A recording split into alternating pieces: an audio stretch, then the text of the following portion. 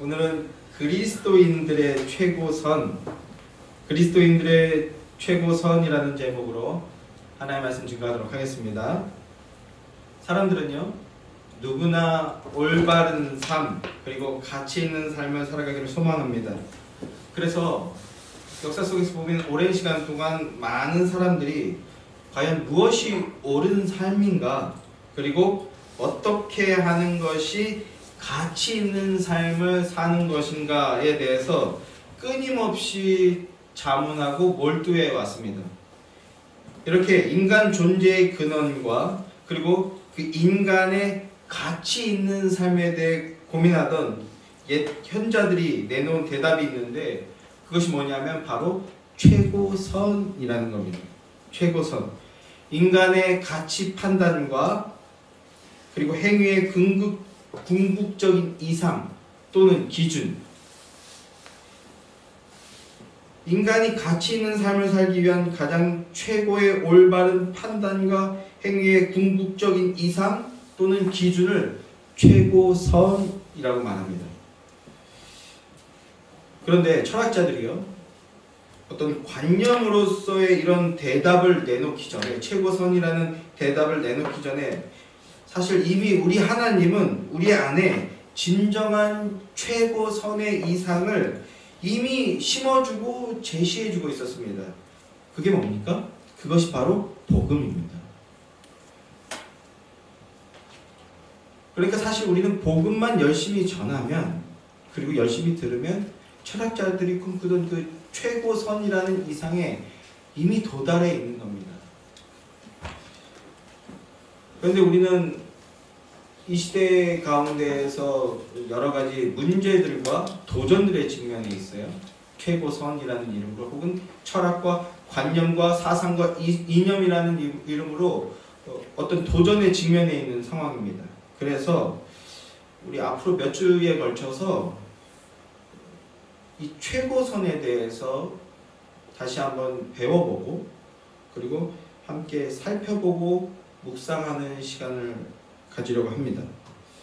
철학자들의 그 관념의 결과물로서 오늘날 우리 안에 더욱더 생생하게 유통되고 통용되고 있는 이 이념과 사상들을 비평적인 관점으로 살펴보고요, 그리고 복음으로서 재해석하여서 우리 신앙의 본질을 견고히 세우는 유익으로 삼고자 합니다. 자, 그래서 오늘부터 최고선에 대한 말씀을 나눌 것인데요, 그 전에 먼저 지난주에는 나는 하나님이 아닙니다 라는 고백을 가지고 말씀을 나눴었습니다. 성경이 제시하고 있는 인간론에 대한 말씀을 나눈 것이었는데요, 그리고 불가능한 인간이 하나님으로부터 어떤 은혜를 받은 것인지에 대해서 말씀을 나눈 것이었습니다.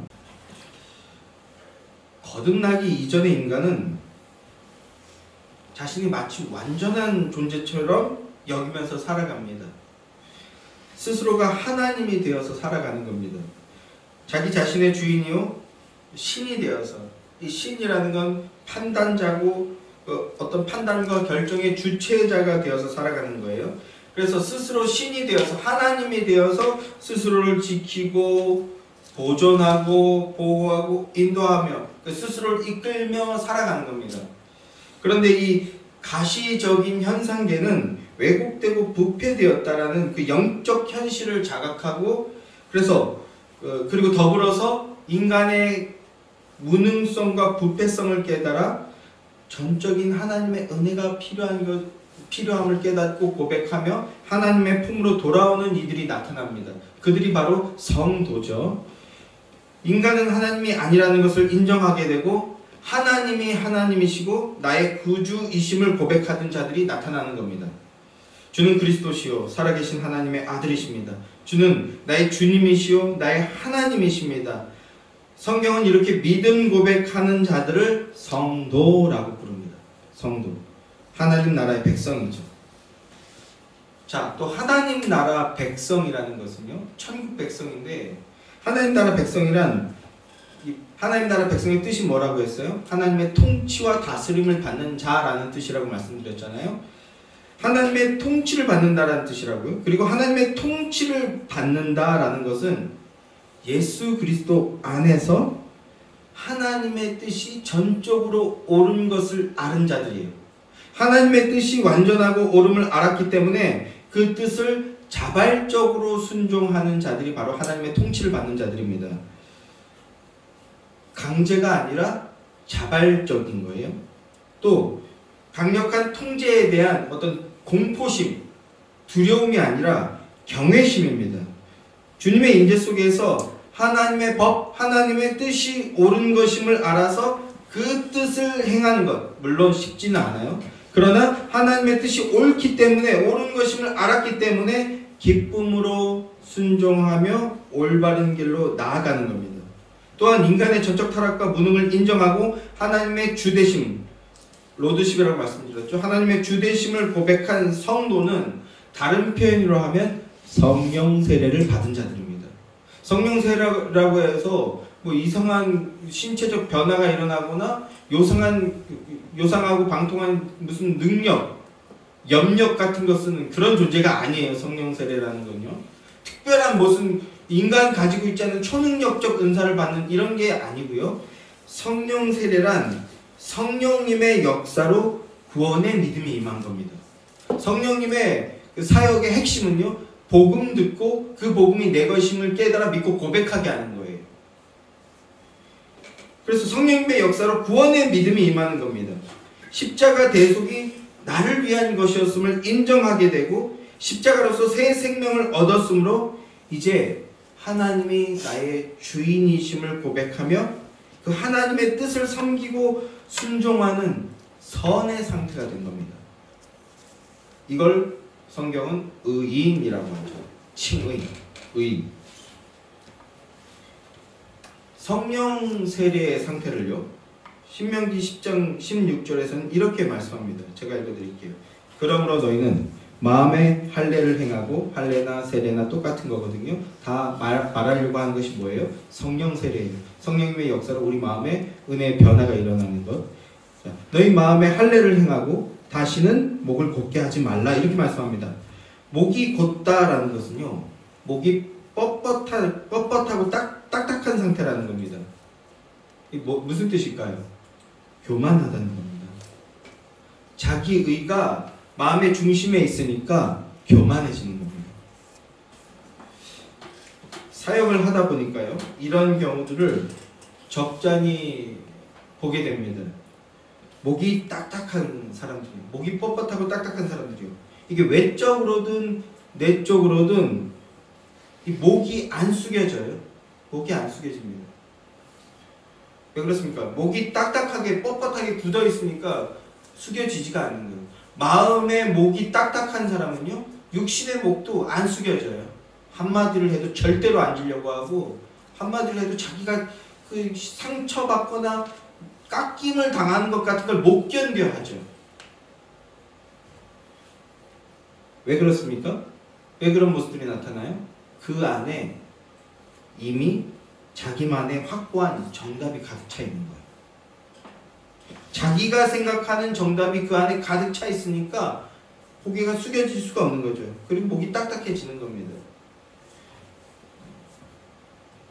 그런 이미지 같아요. 마치 종교인들이 어깨에 스톨이라고 하죠. 이렇게 띠 같은 거 두르는 거, 길고 화려한 숄더 같은 걸 두르고 있듯이 자기가 본 것, 눈으로 본 것, 그리고 자기가 경험한 것, 들은 것이죠. 사실은 정확하게 들은 것이 아니기 때문인데 자기가 경험한 것, 그리고 자기가 어디서 어설프게 배운 것, 교리 조금 배웠다고, 교리 서적 몇 권 읽었다고, 이런 것들이 자신의 기준이 되는 거죠. 그래서 어깨에 스톨을 두르고 있는 것처럼 그 자기 의가 여기에 딱 얹어져 있는 거예요. 뭡니까? 하나님 말씀보다 우위에 있는 거죠. 그런 것들이. 자신의 경험과 판단이 자신의 목과 어깨 여기에 이렇게 딱 걸쳐져 있고 자기 머리를 이렇게 받쳐주고 있는 거예요. 그러니까 이게 이렇게 숙여질 수가 없는 거죠. 이렇게 뻣뻣해서. 그러니까 그 목이나 마음이 견고해져서 숙여지지가 않는 겁니다. 그걸 뭐라고 합니까? 그게 교만입니다.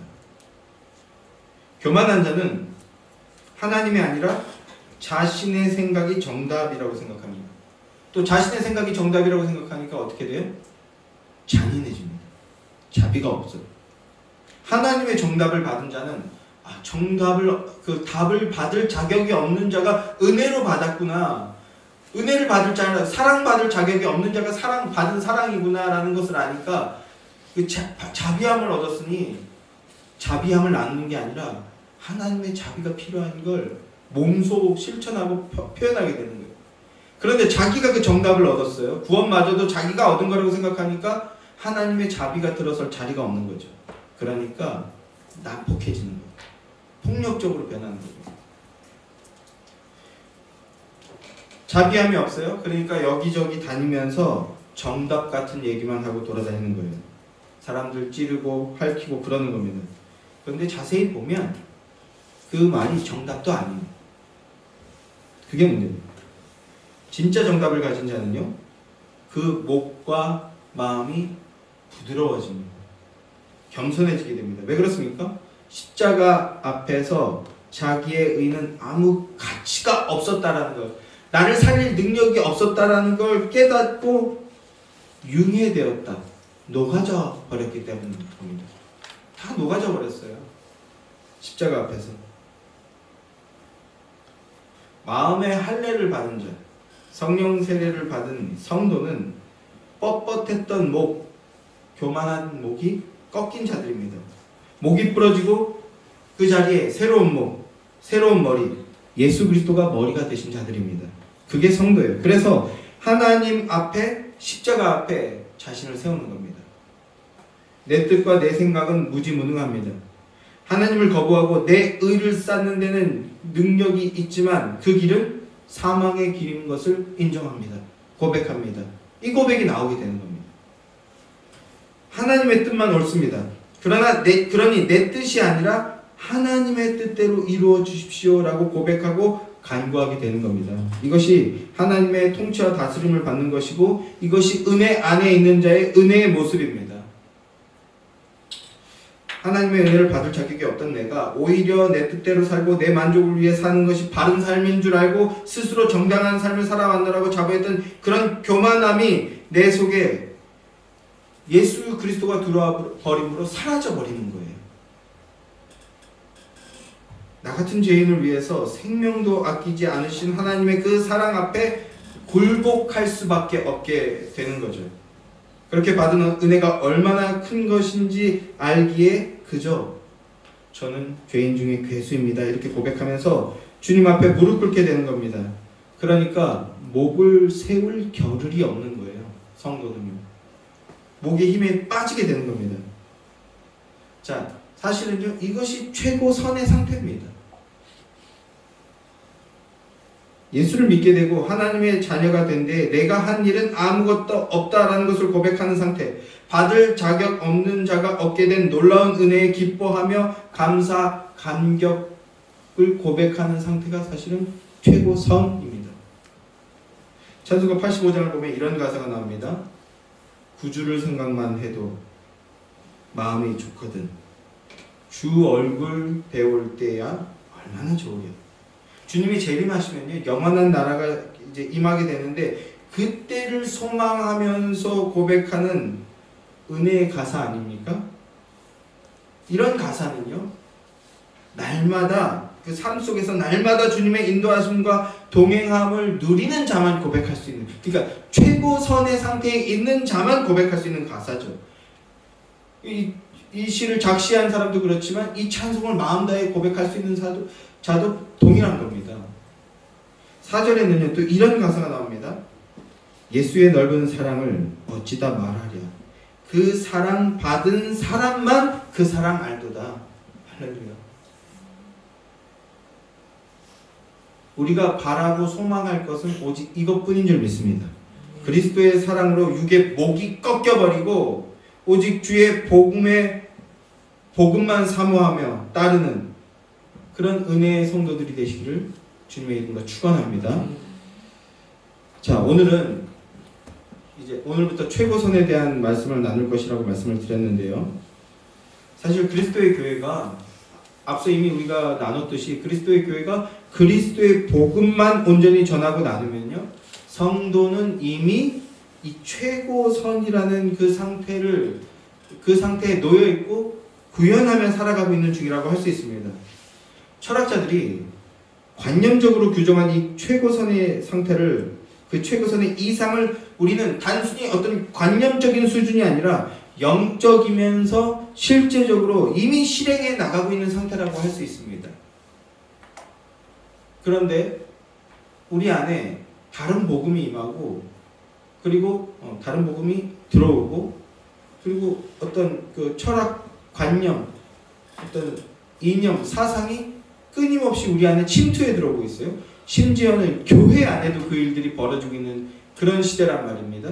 그러니까 우리가 철학자들이 말한 최고선이 뭐고, 그리고 복음 안에서 우리는 그 최고선을 어떻게 해석해낼 수 있느냐, 이것이 필요하기 때문에 오늘 이 말씀을 나누는 것입니다. 자, 그러면 그 최고선이 무엇이냐? 오늘은 첫째 시간으로 이제 개론적인 내용들을 나누도록 할 것인데요. 먼저 최고선이란 그러면 무엇인가? 자, 서두에도 말씀드렸듯이요, 인간은 누구나 올바른 삶, 가치 있는 삶을 살아가고자 소망하고 열망합니다. 그런데 문제가 뭐죠? 저마다의 그 최고선의 상태에 대한 저마다의 생각과 가치의 기준이 100이면 100 다 다르다는 거죠.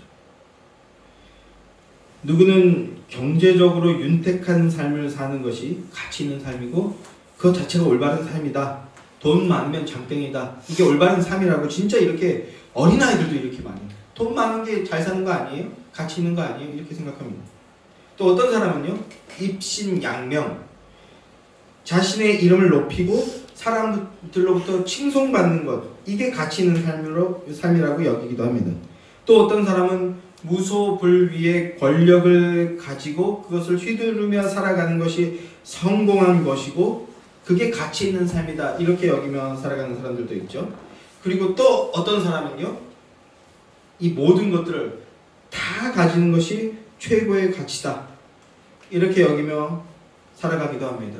그리고 또 어떤 사람은 이것들과 완전히 반대로 그 모든 것들을 다 부정하며 산속이나 초야에 조용히 묻혀있는 것을 최고의 가치로 여기고 다 비워내는 거죠. 무소유, 이런 것들을 최고의 가치로 여기는 경우도 우리가 많이 보게 됩니다. 이렇듯이요, 사람들은 올바른 삶이나 가치 있는 삶에 대해서 저마다 100이면 100, 저마다 다 다른 생각을 하며 저마다 자기가 옳다고 규정하며 살아간다라는 것이죠. 자, 이런 상황 속에서 인간이 그 삶 속에 어떤 가치 판단의 기준, 이거거든요. 최고선은요, 어떤 가치 판단의 기준을 가지며 그 기준에 따라 어떤 행동을 하며 살아가는 것이 옳은가, 그 판단의 기준과 이상을 제시한 것이 바로 최고선입니다. 가치 판단의 궁극적인 기준. 서둘러 결론적인 말씀을 드린다면요, 오늘날 우리 사회는요, 극심한 혼란을 겪고 있죠. 사회 각층에서 크고 작은 어떤 분열과 갈등과 반목이 끊임없이 이어져 나가고 있고 점점 더 심화되어가는 그런 상태를 보게 됩니다. 그리고 사회의 가장 기본적이면서 보편적인 가치들이 땅에 떨어지는 것들을 보게 됩니다. 이를테면 우리 사회를 이렇게 표현하죠. 저출산율이라는 표현도 이제 부족해서 초저출산율 시대 가운데 있다. 저출산율의 문제가 점점 더 심각해지고 있다는 거죠. 그리고 이뿐만 아니라 이게 이렇게 되면 결국 멀지 않은 미래에 가정이 붕괴가 될 텐데, 이 출산율의 문제 때문에 가정이 붕괴되는 것뿐만 아니라 다양한 이유 때문에 가정이 붕괴됩니다.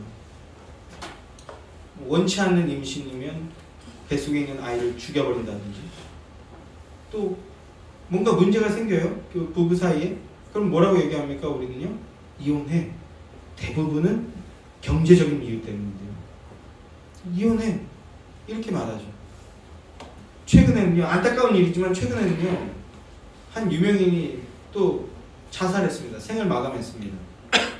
그 이유를 보면요, 이제 그 사람이 사실은 죄가 없었어요. 단지 하나는 유부남이 그 룸사롱 마담을 만나고 다녔다, 이거밖에 없어요. 그런데 이런 것들이 그 사람이 그 나쁜 약을 한 건 아닌 것 같더라고요. 근데 이게 그 사람이 감당해야 될 그 재정적인 몫이 어마어마하더라고요. 지금 영화 2편이 개봉이 지금 묶여 있고요. 그래서 그거에 대한 피해 보상을 해야 되고, 광고라든지 이제 그 물질적인 이 학습 때문에 주인공에 해당하는 사람이 이제 만약에 그 영화에 피해를 끼치면 어마어마한 손해배상을 해야 되더라고요. 그래서 이제 그 사람이 그 집이 이제 잘 나가는 그 가정이 풍비박산이 되게 생긴 거예요. 그래서 사람들의 말을 들어보면 죽어도 어쩔 수 없었겠구나, 죽는 거 말고는 다른 방법이 없었겠구나, 이런 말 하는데 그게 맞습니까? 쫄딱 망하면 목숨을 끊어야 됩니까? 그래요? 부부가 경제적으로 좀 이견이 있거나 혹은 문제가 있으면 그냥 쉽게 갈라서야 됩니까? 근데 세상은요, 그게 맞다라고 부추기고 있다라는 겁니다. 은연중에 계속 말리는 시누이가 더 나쁘다고, 괜찮은데 아닌데 하는 척하면서 계속 사람들을 궁지로 모는 거예요. 그러면서 이 최고선 시리즈를 하는 이유가 있는데, 그러면서 그게 나쁘다라고 말하는 기독교는 편협하다고 말한다는 거예요, 세상은.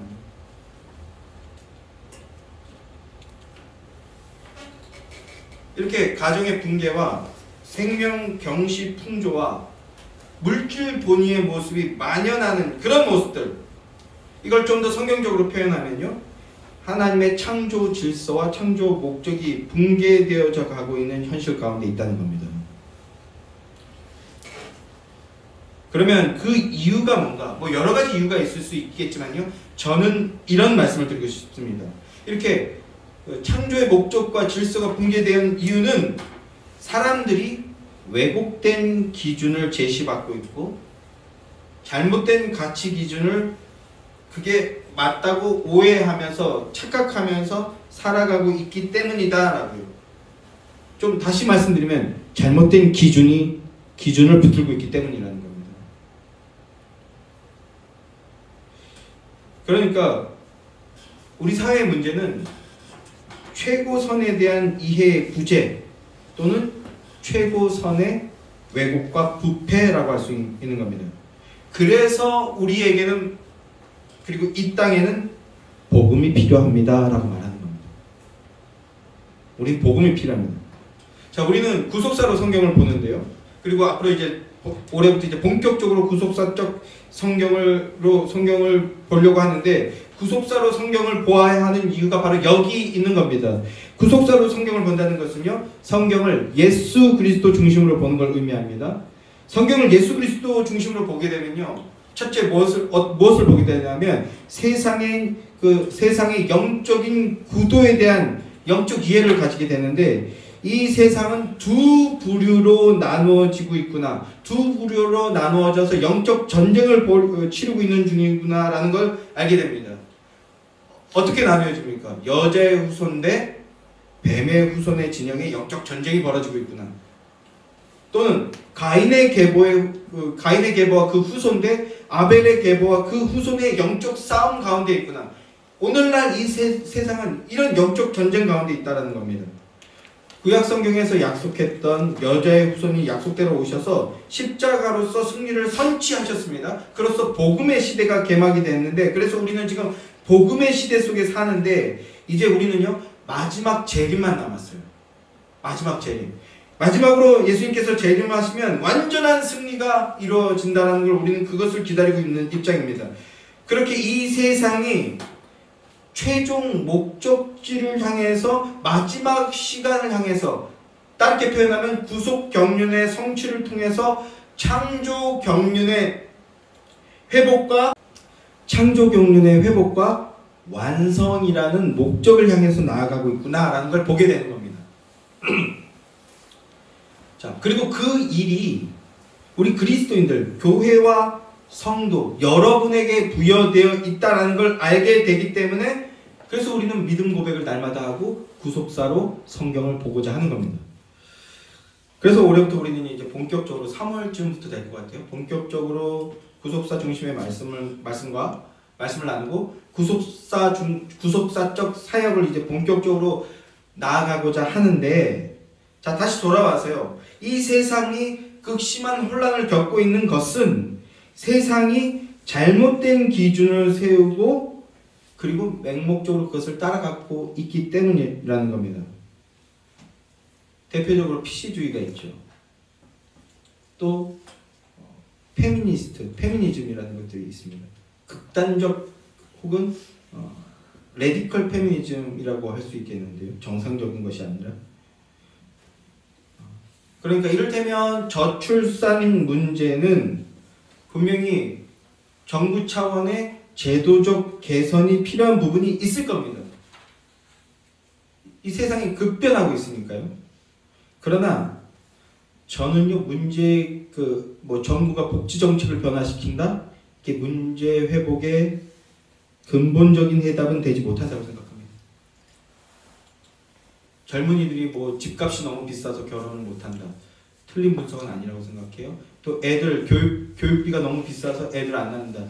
그것도 일리가 있는 분석이라고 생각하지만 그게 근본적인 문제가 아니라고 생각합니다. 저는. 왜 그렇습니까?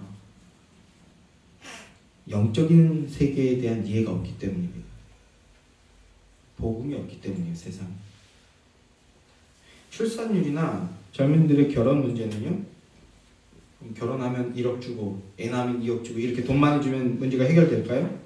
신혼부부는 집값 낮춰주고 좀 그랬으면 저도 좋긴 하겠습니다만, 그런다고 해서 근본적인 문제가 해결될까요? 아니라는 겁니다.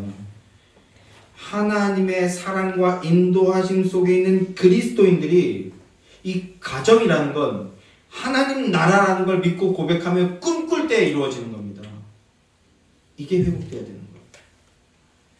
내가 하나님 나라를 이루어 나가겠다는 그 믿음과 그 의식을 가진 사람들, 성도죠. 성도가 단 1%만 제대로 돼 있으면 돼요. 그 성도가 사회 곳곳에 요소요소에 자리 잡을 때 그때 비로소 이 문제가 해결되어진다고 생각합니다. 저 이런 얘기 꽤 많이 들었어요. 결혼하면 좋아? 결혼하면 행복해? 결혼하면 안 힘들어? 이런 질문들 하는 분들 많았어요. 저희 또래들이 지나가니까 이제는 이런 질문들보다 이제 자녀에 관한 질문들 많이 듣게 되는데, 결혼 초기 때는 이런 얘기를 많이 들었어요. 결혼하면 좋아? 결혼하면 행복해? 결혼하면 안 힘들어? 저와 제처럼 뭐라고 했을까요? 좋아. 행복해. 왜 안 힘들어?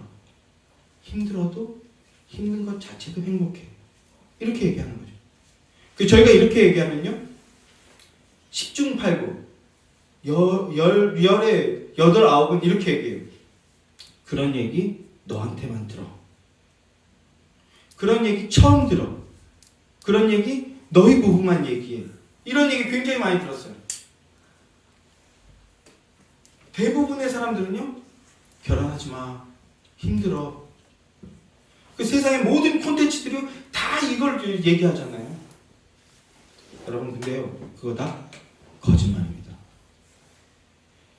힘든 게 불행한 것도 아니고요, 힘들다고 해서 무조건 힘든 것도 아니에요. 힘든 게 나를 건강하게 만들 수도 있고, 힘든 일 때문에 내가 행복해질 수도 있는 겁니다. 근데 힘든 일 생기면 불행하대요. 힘든 일 상황 생기면 이혼하래요. 마귀 역사입니다.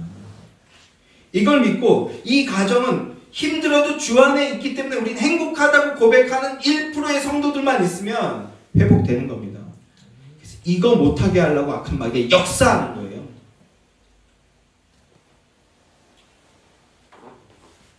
성도가 사회 요소요소에 자리 잡아서 하나님 은혜로 사는 것 보여주고 고백하면 그때 이 문제가 해결될 거라고 저는 믿습니다. 그러나 어마어마한 영적 싸움이에요. 쉽지 않은 싸움입니다. 그래서 복음이 회복되어야 되고, 그래서 교회가 복음으로 회복되어야 하는 겁니다.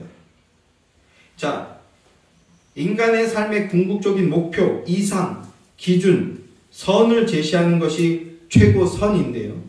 이 최고선에 대해서 제일 처음 말한 사람이 누구냐면 철학자 아리스토텔레스예요. 플라톤의 제자 아리스토텔레스. 이 아리스토텔레스는요, 최고선에 대해서 이렇게 정의했습니다. 최고선은 행복이다라고요. 최고선은 단지 기분 좋은 것, 현재에 만족하는 것, 당장의 욕구를 충족하며 사는 것, 그 정도가 아니라 그 이상의 것이어야 한다라고 했어요. 그러면 그 이상의 것이 무엇이냐?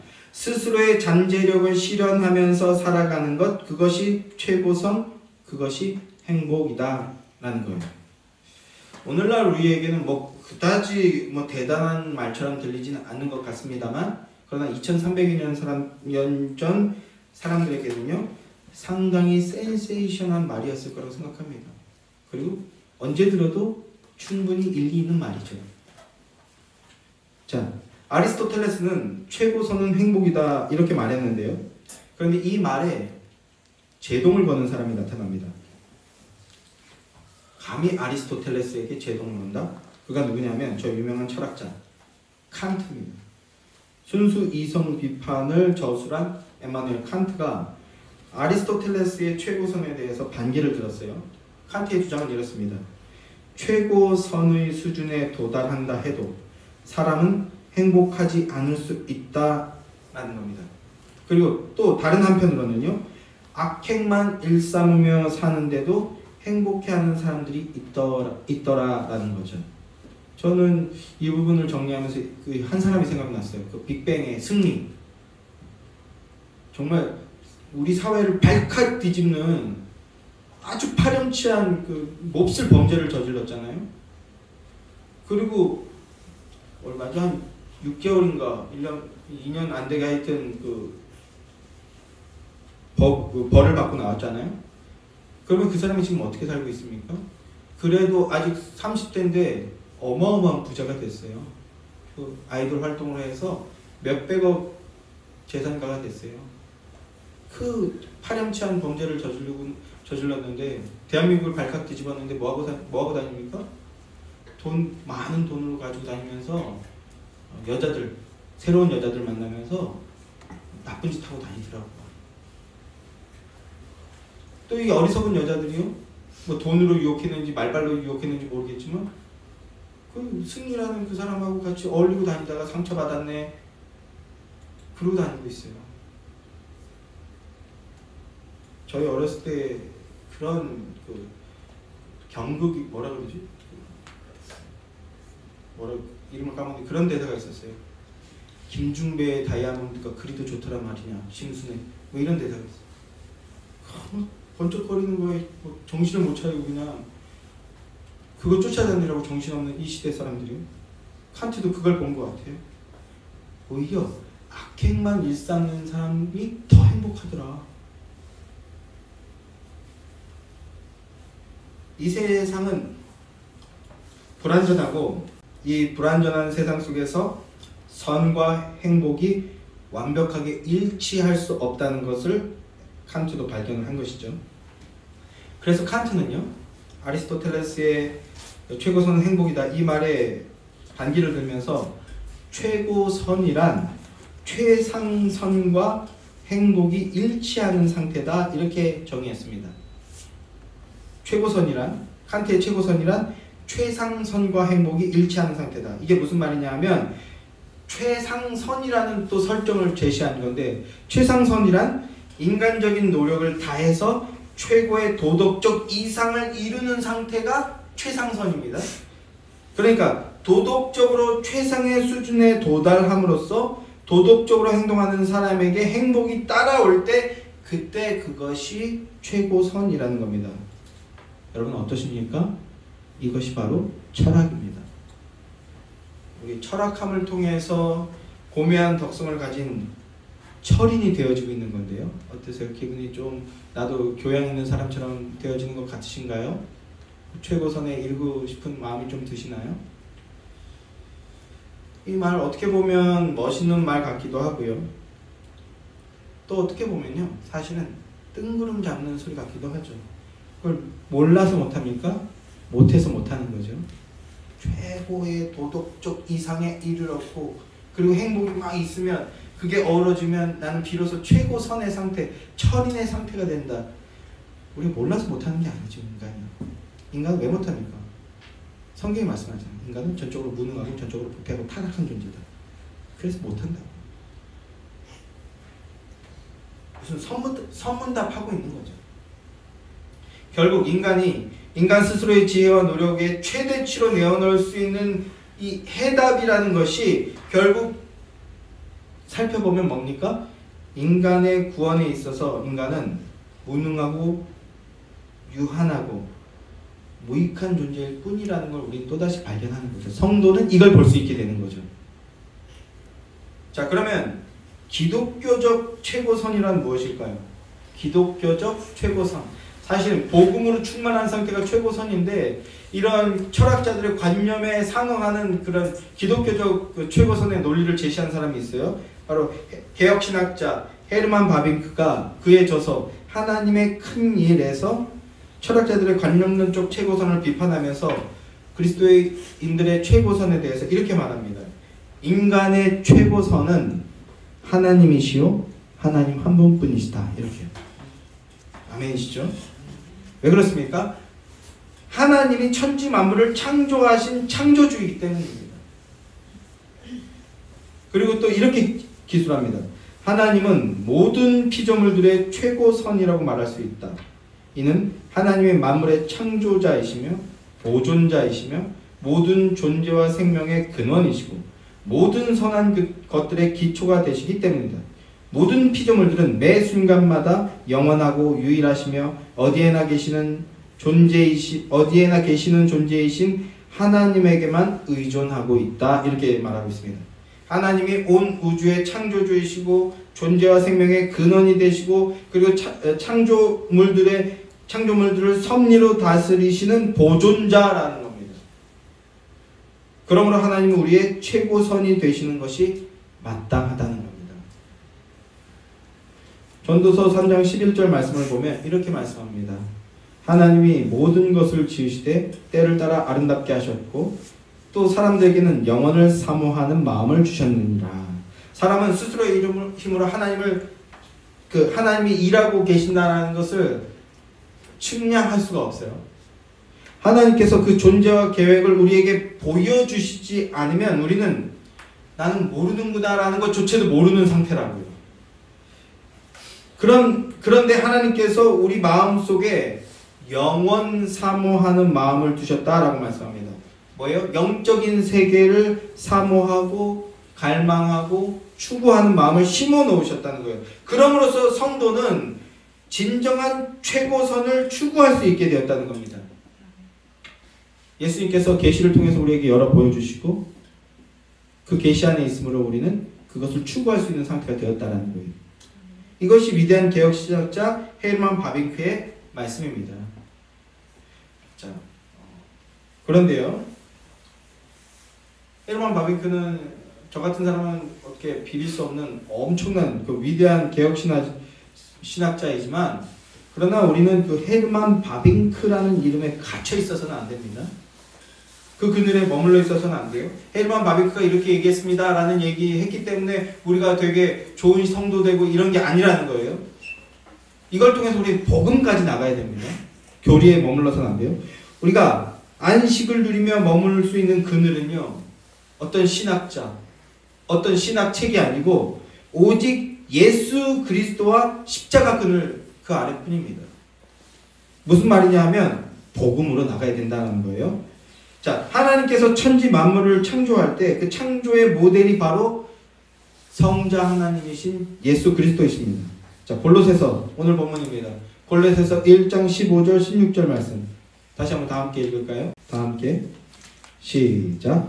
그는 보이지 않는 하나님의 형상이시오 모든 피조물보다 먼저 나신 이시니 만물이 그에게서 창조되되 하늘과 땅에서 보이는 것들과 보이지 않는 것들과 혹은 왕권들이나 주권들이나 통치자들이나 권세들이나 만물이 다 그로 말미암고 그를 위하여 창조되었고 또한 그가 만물보다 먼저 계시고 만물이 그 안에 함께 섰느니라. 아멘.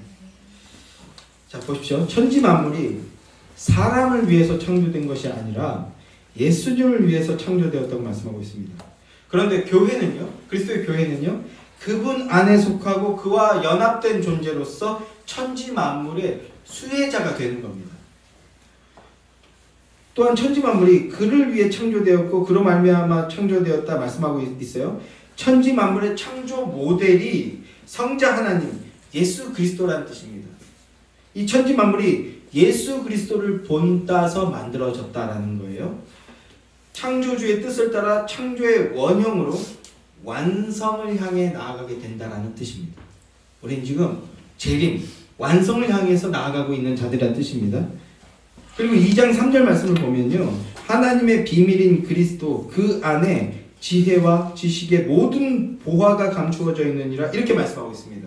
예수 그리스도 안에 세상의 모든 지혜와 지식의 보화가 담겨져 있다라고요. 그 지혜와 지식은 하나님의 깊은 것까지도 통달하게 하는 지혜와 지식입니다. 무슨 말입니까? 예수 그리스도 안에 이 세상을 살아갈 때 필요한 최고의 지혜와 지식과 덕이 철학자들이 꿈꾸던 최상선, 최고선이죠. 최고의 지혜와 지식과 덕이 모두 담겨져 있다는 거예요. 어디요? 예수 그리스도 안에 담겨져 있다는 겁니다. 그래서 예수 그리스도 믿을 때 우리 안에 그 지혜와 지식과 덕이 들어와서 그것을 구현하는 능력이 생겨난다는 건데요. 그게 한마디로 하면 뭡니까? 사랑입니다. 그리스도의 사랑.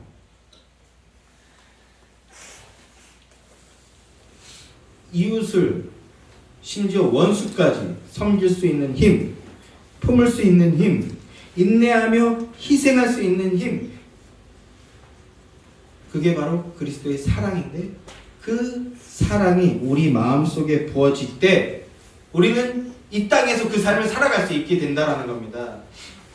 이게 철학자들이 꿈꾸던 최고선이라고요. 이런 예화를 들었습니다.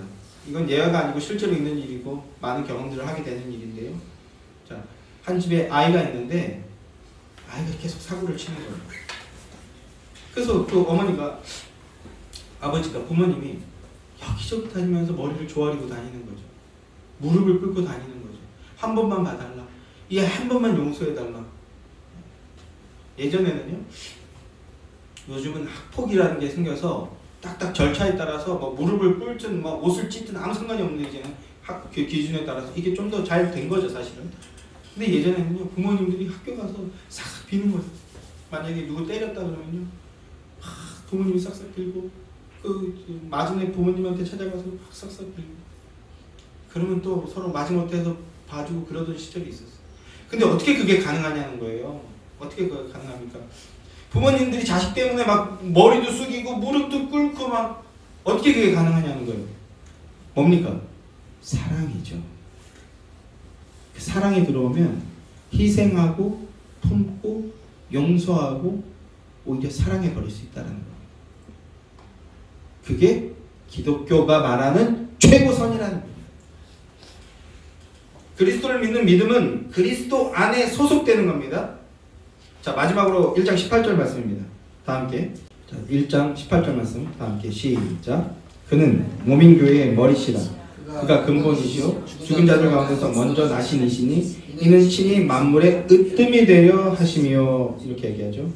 그리스도와 그는 모민교회의 머리시라. 그가 근본이시오 죽은 자들 가운데 먼저 나신 이시니 하는데요. 그리스도와 한 몸이 되었다는 겁니다.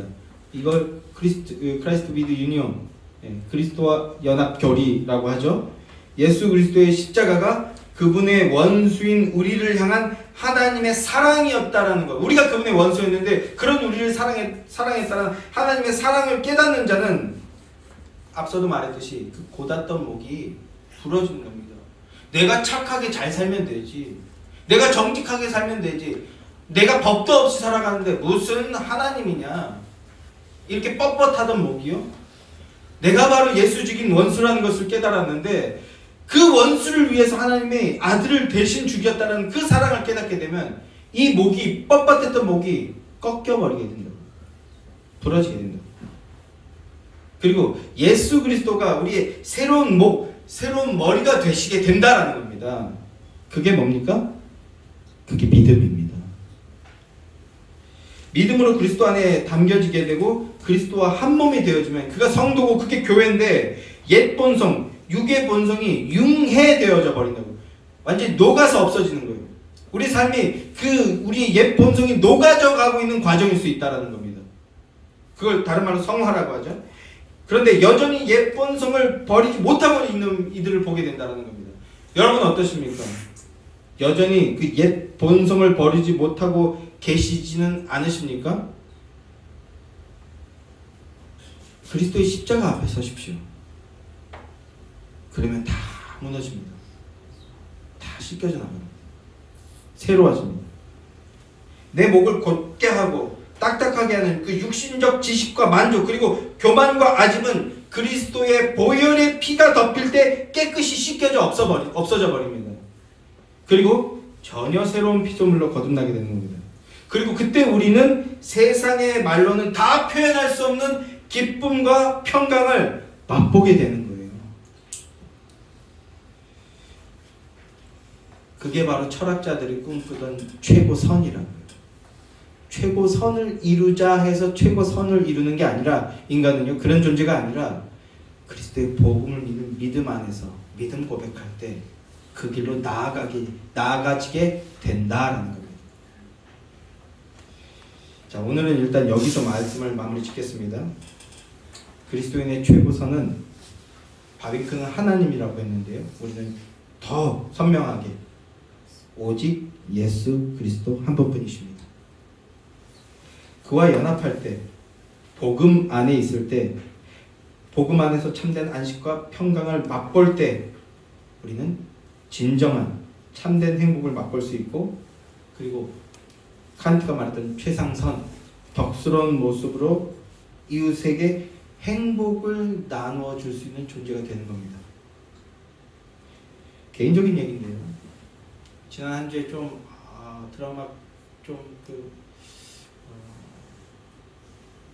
파격 뭐 표현이 모르겠어요. 지난주에 좀 여러 가지 일들이 있었습니다. 그 중에서 이런 일이 있었어요. 이제 제가 차량에서 대기하고 있는데 제가 너무 이뻐하는 아이의 그 어머니가 이렇게 지나가는 모습을 봤어요. 아까 예화가 그분하고 좀 매칭이 되는데 뭐냐면 그분의 아이가 정말 사랑스러운 아이거든요. 그런데 그 아이가 좀 사회성이 좀 부족해요. 이 코로나 시국에 집에만 있다 보니까 아이들과 인사 나누고 때로는 다투고 하면서 이럴 땐 이렇게 행동하고 그리고 이런 행동은 하면 안 되고 이런 것들을 경험해야 될 시기에 경험을 전혀 못한 거예요. 반대로 맨날 집에서 뭐 했겠어요. 그 아이들이 유튜브 보고 게임만 하고 우리 집에도 그런 아이 하나 있는데 아무튼 그러니까 다른 부분만 너무 비대하게 애가 발달을 해버린 거예요. 등치도 큰데 사회성이 무슨 말 합니까? 말인즉슨 여기저기서 사고를 많이 치고 다니고 있는 그런 아이라는 겁니다. 그래서 그 엄마가 맨날 여기저기 다니면서 죄송합니다, 미안합니다 이렇게 최근에는 또 어떤 선생님이 이 아이는 안 되겠다라는 얘기를 하신 모양이에요. 학원 선생님이. 그래서 많이 우셨다는 얘기를 제가 들었는데 아이 때문에 여기저기 조아리고 다닙니다. 왜 그런다고요? 사랑하니까. 그 아이 만든 존재니까. 사랑하니까 그러고 다니는데 그날도 그분이 그 아이를 데려다주고 가는 길인 것 같아요. 근데 그 뒷모습을 보니까 너무 약하고 그리고 너무 외로워 보이더라고요. 그래서 속으로 든 생각이 저 자매에게 복음이 필요하구나. 교회 가자가 그래야 되겠다. 이런 생각이 들었습니다. 차에서 혼자 그 자매를 보면서 짧게나마 하나님 제가 왜 복음 제시하지 못했을까요? 짧게나마 회개하고 그리고 그분이 예수 만나게 되었으면 좋겠습니다. 교회 다니게 되었으면 좋겠습니다. 그리스도의 사랑 안에 있는 그 생명력과 그리고 위로와 세임을 얻게 되었으면 좋겠습니다. 그 자매에게 평강을 주십시오. 이렇게 기도했습니다. 성도 여러분, 최고선이라는 건 최상선의 상태, 가장 덕스러운 상태에서 행복을 나눠주는 거거든요. 함께 행복해지는 것. 철학자들은 그렇게 정의를 했다고요. 근데 세상에는요 그 힘이 없어요. 말은 누가 못해요. 말로는 뭘 못하겠습니까? 우리 안에 그 힘이 없어요. 그 능력이 없어요. 우리 자신도 쓰러질 판인데. 근데 성도는요 쓰러지지 않습니다. 다시 일어납니다. 어떻게 그럴 수 있습니까? 부활하신 하나님의 사랑이 우리 안에 부어지면 우리 날마다 부활하기 때문입니다. 그러니까 우리 성도의 최고선은요 그리스도의 복음을 나눠주는 겁니다. 사랑을 나눠주는 겁니다. 그게 사랑을 나눠주는 거예요. 그리고 그게 행복을 나눠주는 겁니다. 그리스도 안에 참된 사랑과 평화가 있기 때문입니다. 그래서 우리는 이렇게 말할 수 있는 거예요. 지난 한 주도 힘들었죠? 고생 많았어요. 그러나 하나님이 당신을 사랑하신다는 걸 잊지 마세요. 이렇게 말할 수 있는 겁니다. 행복을 나눠주는 최고의 선을 베풀고 함께 행복 가운데 거하는 복된 그리스도인들이 되시기를 주님의 이름으로 축원합니다. 우리 오늘은 한번 기도했으면 좋겠습니다. 오늘이 2024년 첫 주일이잖아요. 그리스도의 사랑과 은혜 가운데에서 힘있게 전진하며 나가는 한 해가 되었으면 좋겠습니다. 그 능력, 그 은혜 달라고 우리 함께 기도하자고요. 그리고 그 안에서 우리 복음 증거하는 교회 되게 해달라고 함께 기도하자고요. 이 기도 제목에 써놨습니다. 오늘 대표 기도자께서도 그렇게 기도해 주셨고요. 복음 증거하여서 예수 영광 드러내는 교회 되게 해달라고. 복음 증거하여서, 복음 증거하면 영혼을 구원하게 됩니다. 앞서 얘기했던 그런 자매들에게 그래서 복음이 필요한데요. 복음 증거하여 영혼 구원하는 교회 되게 해달라고. 그러므로서 복음 안에서 그리스도의 사랑이라는 참된 행복을 누리는 교회 되게 해달라고. 우리는 이 능력이 없습니다. 오직 하나님의 능력이 우리 안에 임할 때 우리는 이 일을 할 수 있습니다. 우리 안에 이 능력 주셔서 이게 최고선이죠. 이 최고선을 이루어 나가는 교회 되게 해달라고 이 시간 우리 함께 한번 기도하겠습니다.